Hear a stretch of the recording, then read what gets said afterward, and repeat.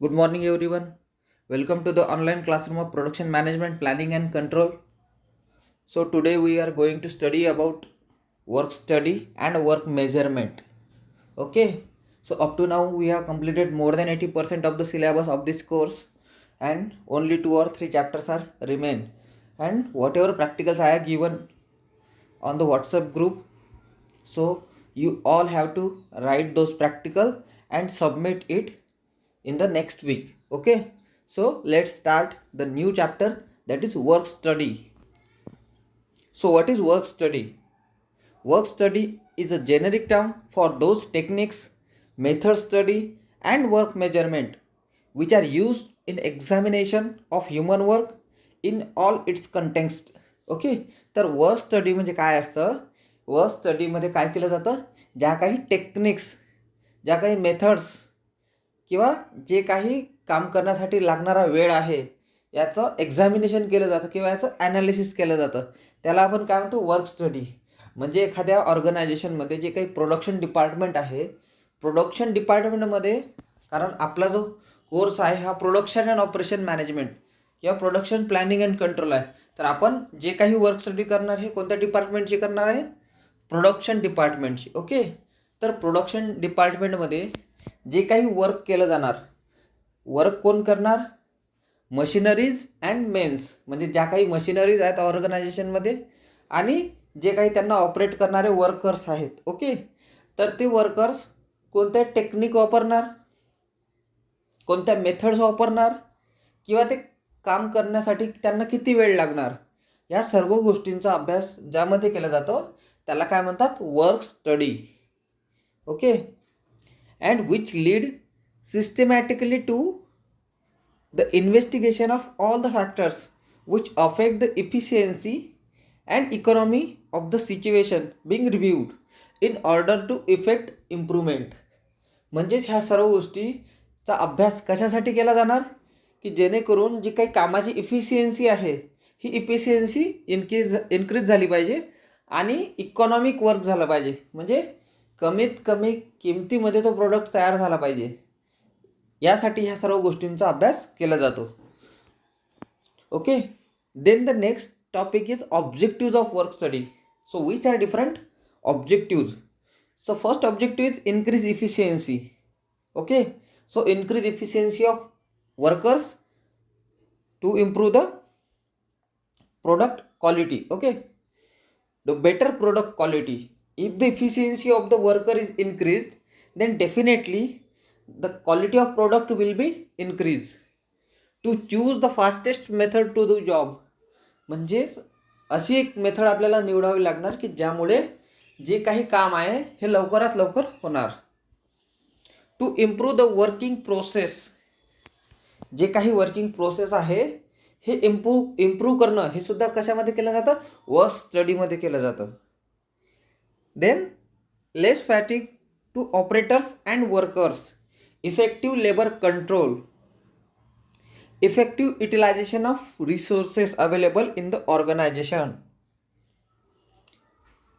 To decide equipments required.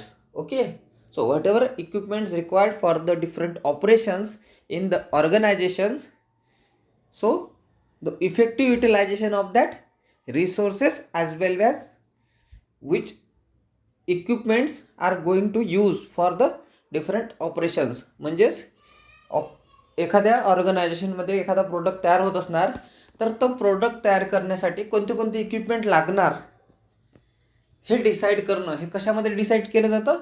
Work स्टडीमध्ये decide केलं जातं. To pay fair wages. Okay, तर एखादा वर्कर आहे, तो वर्कर किती काम करत आहे याचा जेव्हा आपण वर्क स्टडीमध्ये अभ्यास करतो तर तेव्हा त्या ऑर्गनायझेशनला एक आयडिया येऊन जातं की त्याला किती वेजेस आपल्याला पे करावे लागणार, तो किती काम करत आहे आणि त्याची किती इफिशियन्सी आहे. To aid in calculating exact delivery of the product. Okay, जर वर्क स्टडी झाला, जर ऑर्गनायझेशनला माहिती आहे की हा प्रोडक्ट तयार करण्यासाठी एवढा वेळ लागतो, तर आपल्याला कस्टमरला तो प्रोडक्ट डिलिव्हर करण्यासाठी एक्झॅक्ट आपल्याला डिलिव्हरी टाईम सांगता येणार. Okay, to formulate realistic labour budgeting and to decide the required manpower to do the job. म्हणजे आपल्याला जर माहिती आहे की आपल्याला कोणत्या प्रकारचं काम करायचं आहे, त्यासाठी कोणती टेक्निक वापरायची आहे आणि त्यासाठी किती वेळ लागणार आहे, तर त्यावरून आपण त्या कामासाठी किती लेबर लागणार हे ठरवू शकतो. कशामध्ये? वर्क स्टडीमध्ये.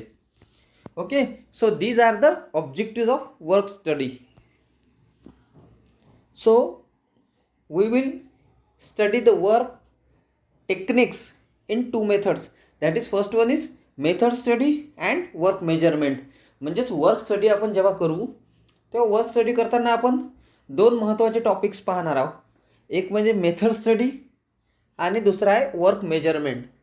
So in method study we will study the motion study to examine the job and finding more efficient method to perform it.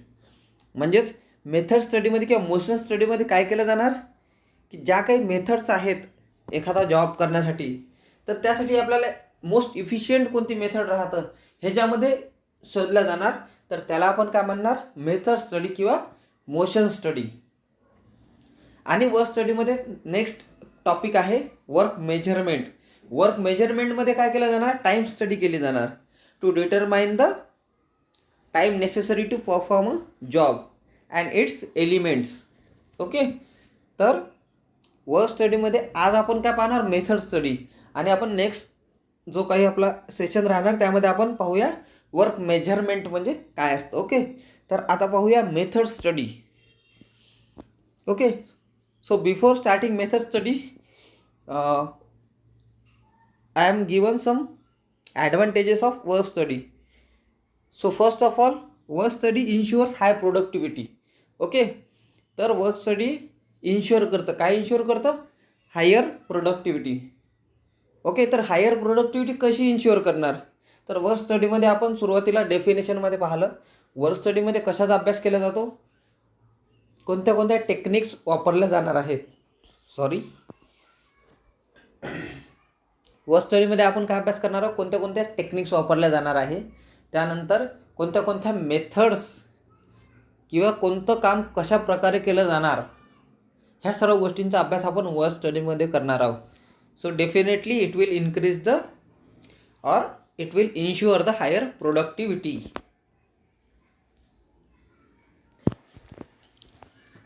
Then the next advantage is better working conditions with less fatigue. म्हणजेच work study केल्यानंतर ज्या काही नवीन methods apply केल्या जाणार किंवा improve केली जाणार efficiency, तर त्यामुळे काय होणार? बेटर वर्किंग कंडिशन मिळणार वर्कर्सला. Okay, then higher wages to worker. जो काही अभ्यास केला जाणार की किती प्रकारचं काम होत आहे आणि ते कशा प्रकारे केलं जात आहे, तर वर्करची इफिशियन्सी जर वाढली तर डेफिनेटली त्याचे जे काही वेजेस आहे हे सुद्धा वाढणार. Then the next advantage is uniform production flow. Okay, job satisfaction and job security to work. Reduction in unit cost of production. If the efficiency of work is increase, then definitely there will be reduction in the unit cost of production. Then quality products to consumer, fast delivery schedule, harmonious employer and employee relations, and better services to customer. So these are the advantages of work study. Then method study. So what is method study? Method study enables the industrial engineers to subject each operations to systematic analysis. The main purpose of the main study is to eliminate the unnecessary operations and to achieve the best method of performing the operation. Method स्टडीमध्ये काय असतं? Method स्टडीमध्ये जो काही industrial engineer आहे तो industrial engineer काय करणार की प्रत्येक ऑपरेशन्स जे मशिनरीला दिलं जातं किंवा जे काही वर्कर्स परफॉर्म करतात, तर त्या प्रत्येक ऑपरेशनचं एक सिस्टमॅटिक ॲनालिसिस केलं जातं. ओके, तर ते सिस्टमॅटिक ॲनालिसिस करण्याचा महत्त्वाचा उद्देश काय असणार? तर ज्या काही प्रोसेस आहेत त्या अननेसेसरी आहेत, तर त्या अननेसेसरी प्रोसेसेस इलिमिनेट करण्यासाठी काय केलं जातं? मेथड स्टडी केलं जातं. Okay, so in the method study the industrial engineer will analyze the different operations and will eliminate the unnecessary operations. Okay. So method study is also called as method engineering or work design. Method engineering is used to describe the collection of analysis techniques which focus on improving the effectiveness of men as well as machines. तर method study यालाच आपण आणखी काय म्हणू शकतो, method engineering किंवा work design. Method इंजिनिअरिंगमध्ये किंवा मेथड्स स्टडीमध्ये काय केलं जातं, ज्या काही ऑपरेशन्सचं ॲनालिसिस होणार तर त्या ऑपरेशन्सचं ॲनालिसिस करण्यासाठी ज्या काही टेक्निक्स यूज केल्या जाणार, ह्या टेक्निक्स डिस्क्राईब केल्या जातात मेथड स्टडीमध्ये. आणि ते कशासाठी केल्या जातात, for improving effectiveness of main as well as machineries. जे काही वर्कर्स त्या ऑपरेशन्समध्ये काम करत आहेत किंवा ज्या काही मशिनरी तिथे ऑपरेट होत आहेत तर त्यांचं इफेक्टिवनेस वाढण्यासाठी मेथड स्टडी केला जातो. म्हणजे जे काही ऑपरेशन्स आहेत त्यांचा अभ्यास केला जातो आणि अननेसेसरी ऑपरेशन्स हे रिमूव्ह केले जातात. Okay, so it is method study. तर डेफिनेशन काय असू शकतं मेथड स्टडीची, तर मेथड स्टडी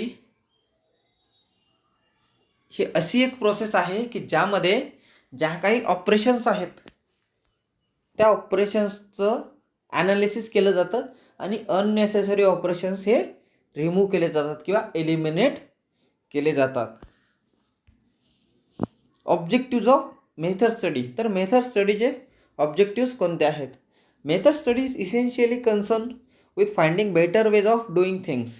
ओके, तर कोणतेही ऑपरेशन्स चांगल्या प्रकारे कसे करता येणार हे नेहमी शोधणं कशाचं काम असतं, मेथड स्टडीचं काम असतं. It adds value and increases the efficiency by eliminating the unnecessary operations, avoidable delays and other forms of waste. The improvement in efficiency is achieved. म्हणजे जे काही इम्प्रूव्हमेंट अचीव केली जातं तर ती कशाप्रकारे किंवा कशाद्वारे अचीव केली जातं. Improved layout and design of workplace. जे काही वर्कप्लेसची डिझाईन आहे किंवा जे काही लेआउट आहे हे यामध्ये काहीतरी चेंज करून इफिशियन्सी वाढवलं जातं.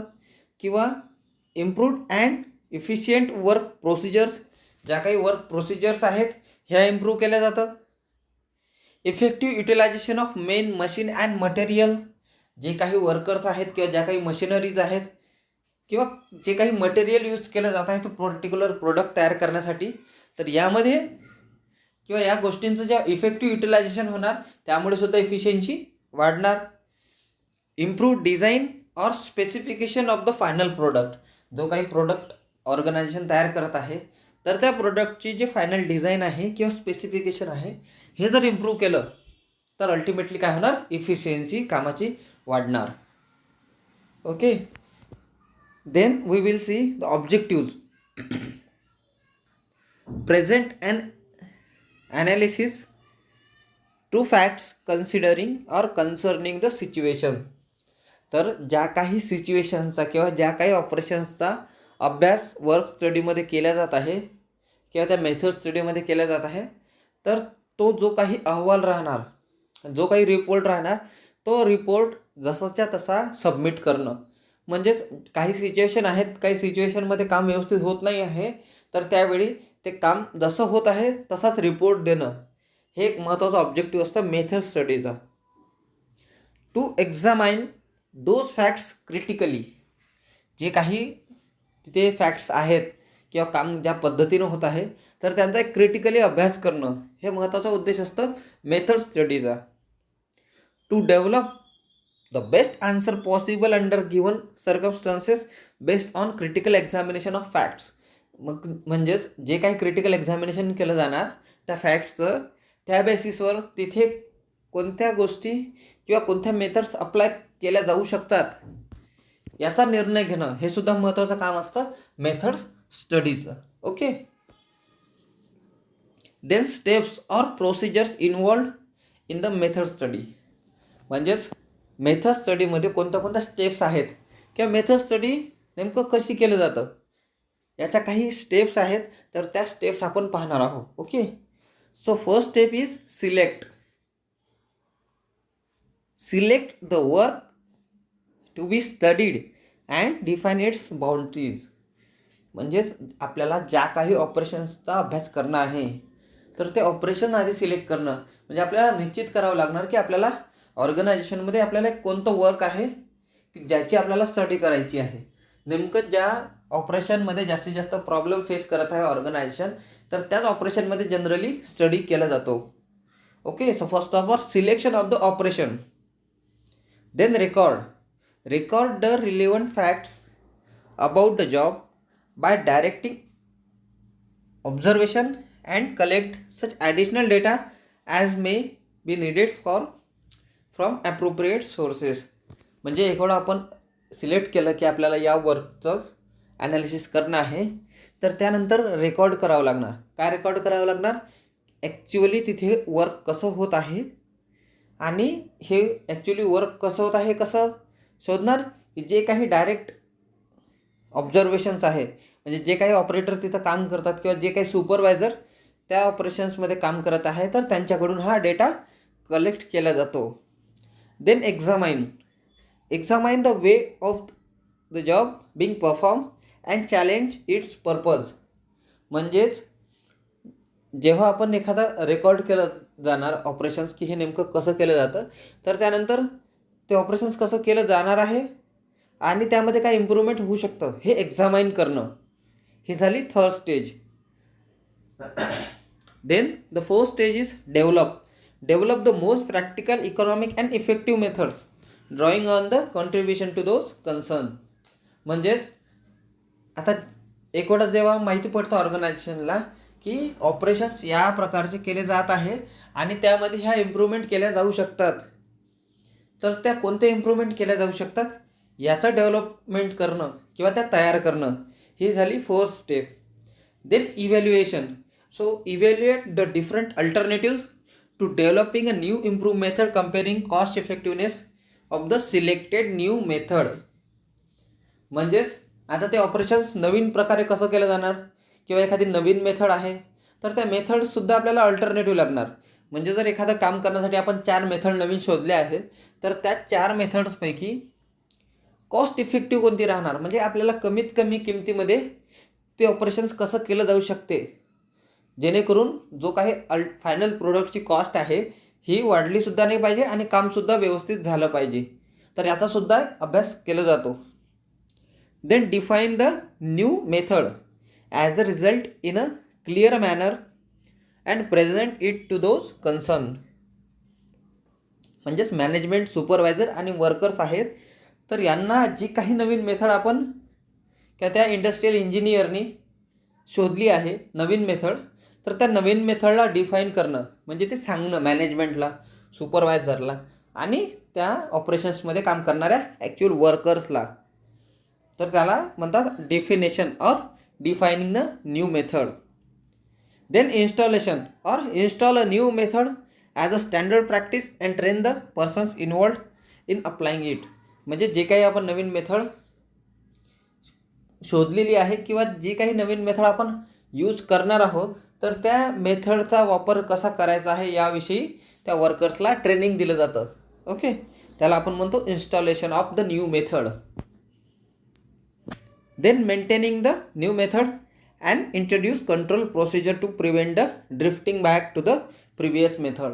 म्हणजेच शेवटची स्टेज असतं मेंटेन करणं. काय मेंटेन करणं? जी काही नवीन मेथड किंवा जी काही नवीन टेक्निक आपण अप्लाय केलेली आहे, तर ती अप्लाय झाल्यानंतर जे काही वर्कर्स आहे यांनी जी काही ओल्ड टेक्निक आहे ही ओल्ड टेक्निक वापरली नाही पाहिजे, यासाठी त्यावर कंट्रोल करणं, ही झाली last stage. Okay, so select, record, examine, develop, evaluate, define, installation and maintenance of new method. So these are the different steps involved in the method study. Okay, so recording techniques for method study. Method स्टडीमध्ये आपण जी second नंबरची stage पाहिली होती recording, तर ती recording कशी केलं जातं नेमकं, तर रेकॉर्डिंग करताना, ऑपरेशन्स रेकॉर्डिंग करताना 2 टेक्निक्स असतात, चार्ट्स अँड डायग्राम. ओके, तर आपल्याला फक्त हे नाव लक्षात ठेवायचे आहेत कारण आपल्याला ज्या काही टेक्निक्स आहेत ह्या डिटेलमध्ये आपल्याला अभ्यास करायचा नाही आहे. आपल्या सिलेबसमध्ये फक्त त्यांचे नाव आपल्याला लक्षात ठेवायचे आहेत. Okay.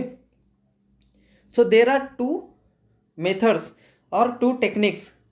One is charts and another is diagrams. So in charts there are two types of charts, macro motion charts and micro motion charts. Under the macro motion charts there are four different types of charts, that is operations chart, operation process chart, flow process, two-handed process and multiple activity. And under the micro motion chart there is CMO chart, or it is called as simultaneous operations chart. And another method of recording the technique or recording technique for method study is diagram. So under the diagram there are two types of diagram, that is flow diagram and string diagram. Okay, so these are the different techniques used for recording the new techniques or operations which are actually carrying in the organisation, किंवा जे काही operations ऑर्गनायझेशनमध्ये सध्या होत आहे तर ते कशा प्रकारे होत आहे किंवा त्याचं रेकॉर्डिंग कसं केलं जातं. तर ह्या मेथड्स आहेत की ज्यामध्ये चार्ट्स आणि डायग्राम अशा दोन प्रकारच्या मेथड्स असतात की ज्यामध्ये रेकॉर्डिंग केलं जातं की काम कसं केलं जात आहे. Okay. Then symbols used in method study. तर मेथड स्टडी करताना किंवा जे काही टेक्निक्स यूज केल्या जात आहे त्यांचा अभ्यास करताना वेगवेगळे सिम्बॉल्स यूज केले जातात. Graphical method of recording was originated by Gilbreth in order to make the presentation of facts clearly without any ambiguity and to enable to grasp them quickly and clearly. So it is useful to use symbol instead of written description. म्हणजेच जेव्हा काय या टेक्निकचा अभ्यास केला जाणार तर टेक्निकचा अभ्यास केल्यानंतर जो काही रिपोर्ट दिला जाणार तर रिपोर्ट रिटन डिस्क्रिप्शनमध्ये नसता ते काही सिम्बॉल्स थ्रू दिला जाणार की ज्यामुळे लवकरात लवकर ती गोष्ट समजण्यासाठी सोपी जाणार किंवा इझी जाणार. तर त्यामुळे काय केलं जातं, जे काही मेथड स्टडीचे रिपोर्ट दिले जातात त्यामध्ये सिम्बॉल्स वापरले जातात. तर कोणत्या गोष्टीसाठी कोणते सिम्बॉल्स वापरले जातात, तर काही महत्त्वाचे सिम्बॉल्स आहेत. जसे की ऑपरेशन्स, कोणतं ऑपरेशन परफॉर्म केलं जात आहे त्यासाठी एक ओ शेप और राऊंड शेप सिम्बॉल वापरला जातो. त्यानंतर इन्स्पेक्शन आहे सुरू, तर इन्स्पेक्शनसाठी कोणता आहे स्क्वेअर. ओके. देन ट्रान्सपोर्टेशन, तर एक ॲरो दाखवलेला आहे राईट साईडला, तर तो ट्रान्सपोर्टेशनसाठी दाखवला जातो. त्यानंतर delay, so there is a symbol like D shape and inverted triangle for storage. So these are the symbols used in the method study for making the report of the method study. म्हणजे जे काही techniques वापरल्या जात आहे त्यांचा जेव्हा आपण recording करू किंवा त्यांचा जेव्हा आपण अभ्यास करू तर त्या अभ्यास झाल्यानंतर जे काही रिपोर्टिंग केले जाणार तर त्यामध्ये हे सिम्बॉल्स वापरले जाणार. Then motion study. Motion studies is a part of method study where analysis of the motion of operator or work will be studied by following prescribe methods. तर आपण आता जे काही पाहिलं वर्क स्टडीमध्ये, पहिलं काय होतं मेथड स्टडी. मेथड स्टडीचाच एक भाग आहे मोशन स्टडी.